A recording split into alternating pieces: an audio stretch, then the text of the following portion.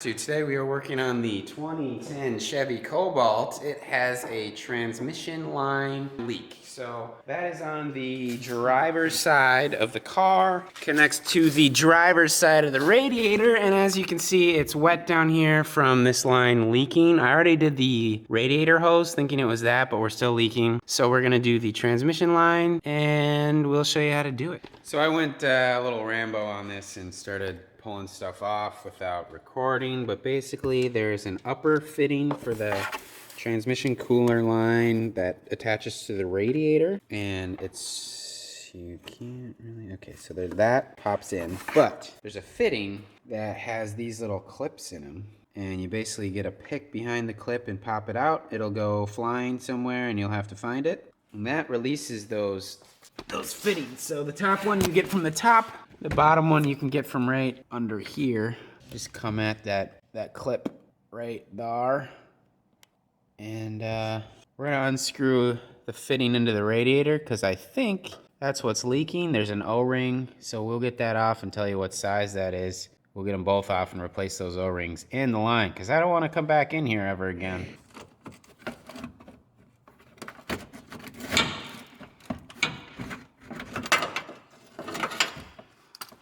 That seemed easy. So it's a 3/4 inch.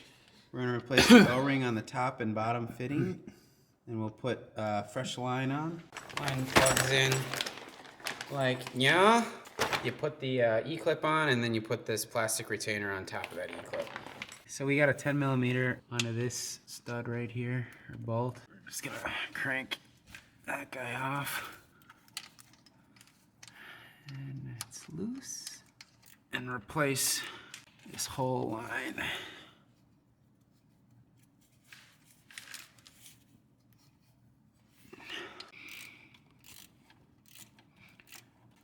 This is a fun video. Oh, really?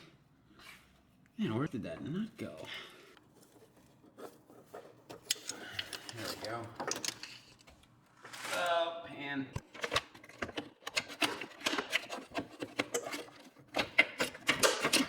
Take it easy. So these guys screw into the back of the radiator, and then this fitting goes on here.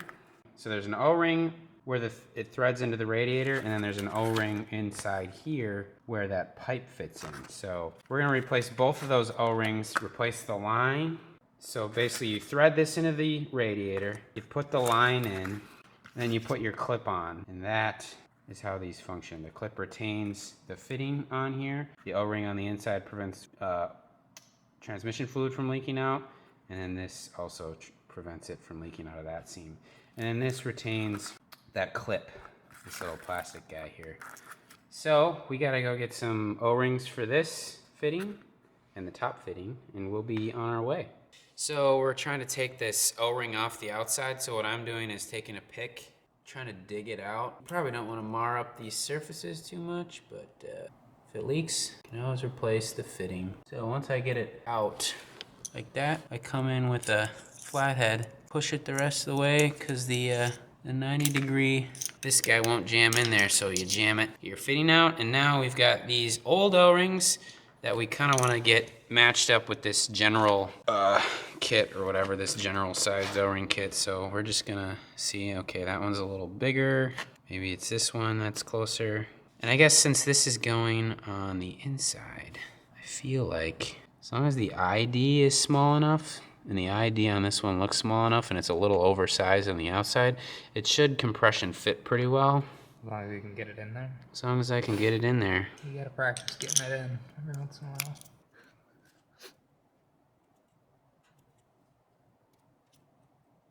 There we go. How do you feel about that? That looks pretty good. There's definitely some like specks of crap in there. Old ones, one I beat up. I'll do the same with this one. So on the outside, we pulled those off and replaced it with a 12 by 17 by 2.5. That inside O-ring, we did an 8 by 12 by 2. This is probably a little bit small on the OD, but it jumps from 10 to 12, so that's the better fit. I couldn't really get this bigger guy in. So we're gonna screw these into the back of the radiator. So the top line is accessible right up here. The back nut is 3/4 inch, so I'm gonna get my wrench and snug that down. You wanna snug these up before you put the line on, because the line gets in your way, obviously, of being able to tighten that. So we'll do the same on the bottom.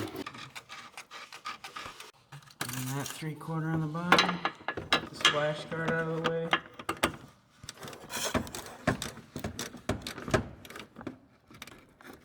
Snug it up, and we'll get that line going. Pop this cover off, and you gotta snake it.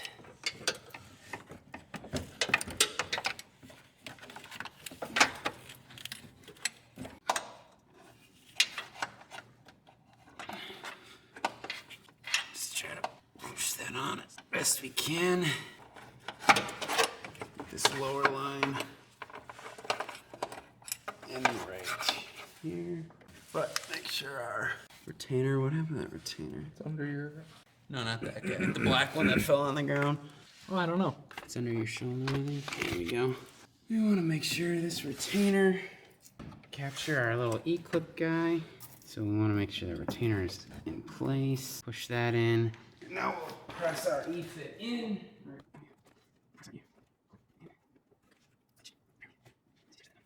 I don't know if there's a direction to it.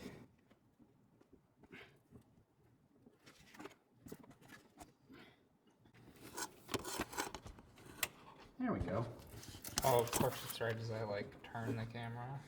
So in the fitting, there's a little channel milled in, say on one side, so that the little nub in the E-clip can snap into it. 3 basically like 120 degrees apart from each other to mate up with each of these knobs. Yep. So you're trying to get each of the little Indents into the respective holes. So you're kind of able, the width of that channel is just about the length of the 2 legs. So you can kind of get it around one end of the channel. And then what we were running into was that both legs were getting caught in the same channel. So you kind of had to slip it around to one side and then grab the other side with the pliers and stretch it open so that you could just get it past the end of that channel.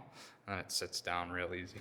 Then you cover it up with that plastic capture device. And you'll want to top off your trans fluid, which we'll have to do some research on where that is. Alright, so the fill is that black cap.